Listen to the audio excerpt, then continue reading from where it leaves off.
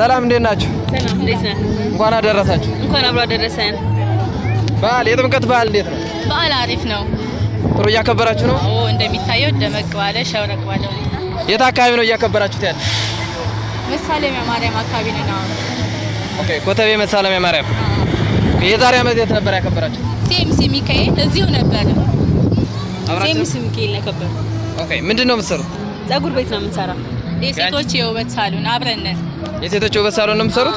አብራችሁ ነው የምትሰሩት? አብረን ነን፣ ጓደኛሞች ነን። ኦኬ በውጭ ሀገር ለሚኖሩ እህቶቻችን ወንድሞቻችን ምን ታስተላልፋላችሁ? በውጭ ሀገር ለምትኖሩ እህት ወንድሞቼ እንኳን በሰላም አደረሳችሁ። እኔ የምመኝላችሁ ቀጣይ ደግሞ መጣችሁ በሀገራችሁ እንድታከብሩ ስል መልካም ምኞቴ ነው።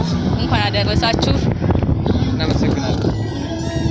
ለወንድሞቼ ከዚህ ሀገርም በውጭም ላላችሁ እንኳን ለብርሃነ መስቀሉ በሰላም አደረሳችሁ ላለውን በቀጣይ ዓመት ደግሞ ለሀገራችሁ ያብቃችሁ። እንደዚህ ሞቅ ሸብረቅ ባለ ሁኔታ እንድታከብሩ ሌላ ምንም ነገር የለኝም። እናመሰግናለን። እናንተም ለመልካም ምኞታችሁ የዛሬ ዓመት በሰላም በፍቅር ያደርሳችሁ።